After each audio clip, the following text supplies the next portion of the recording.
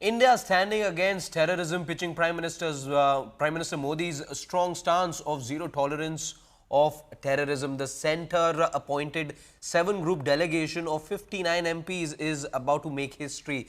Till now, 6 out of 7 groups have already left for their respective destinations.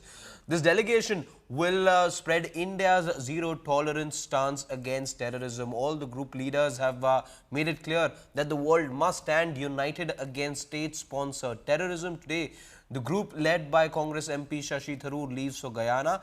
Later, he will also visit the United States. Delegation led by Jay Panda is also en route to Saudi Arabia. Ravi Shankar Prasad's team will be the last to reach the United Kingdom and France. We are heading out right now. First stop is Georgetown, Guyana, but in fact there's no direct flight. So we will actually be transiting through New York, which gives us an opportunity to visit the 9/11 Memorial and remind the world that we, like the people they are thinking about there, were victims of a terrorist attack. And not just this one, but a repeated series of terrorist attacks for the last 4 decades. I think it's very important that symbolic gesture should mark the start of our trip.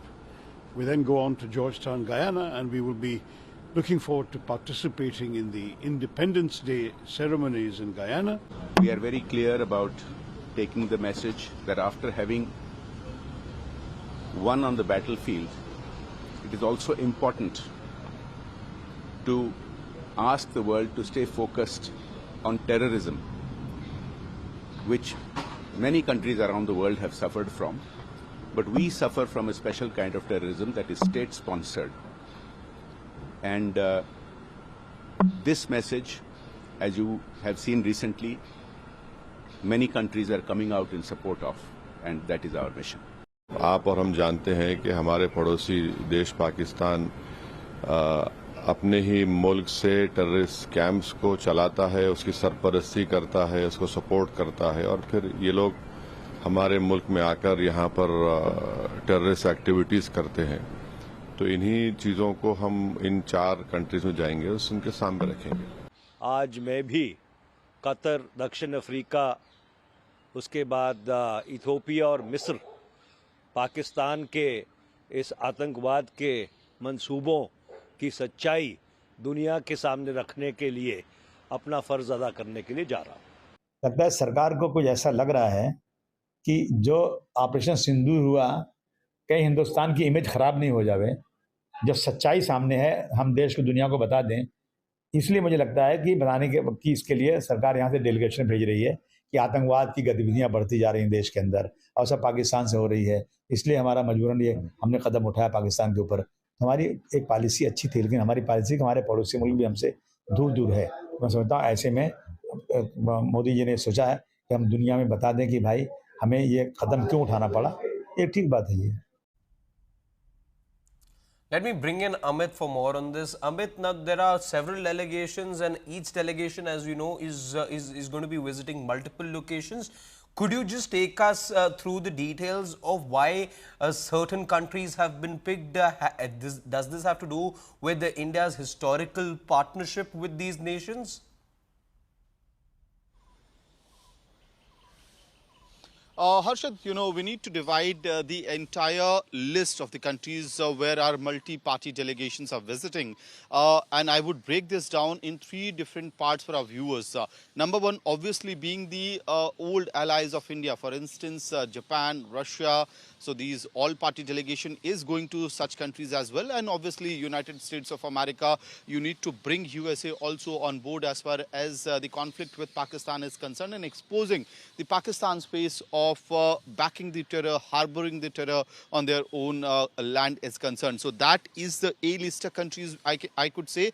The second priority obviously is the UNSC non-permanent members, because remember in the UN Security Council, India India needs to expose Pakistan, and this expose has to be done in a manner and fashion that Pakistan is left faceless. You know, they don't have any excuse, or they cannot peddle any further their falsehood and victimhood card, because that's what Pakistan does. So in that case, you need help of the UNSC non-permanent members such as Greece, for instance, Slovenia, for instance, Sierra Leone. All these countries has been put on the list for the reason because they are UNSC non-permanent members. Hence, India would want, while India is not part of the UNSC, United Nations Security Council, it would want that its narrative voice is sent across, put across, and Pakistan is correctly countered when they are taken to the cleaners,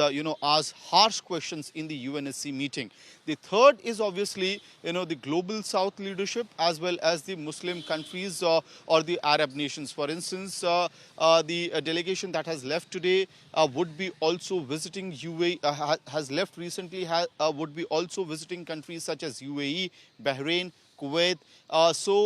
This particular delegation also has leader like Asaduddin Owaisi. The delegations have been also, all party delegations have been also made in a very strategic manner, that it has experience in it. Senior MPs such as Shashi Tharoor, Ravi Shankar Prasad, Asaduddin Owaisi being part of these delegations or leading the delegations, as well as the community representation has been also ensured in each of these delegations, along with either diplomat or former diplomats being part of such delegations. Right. So certainly India focusing on the old allies, the UNSC non-permanent members and the Muslim world as well. Back to you.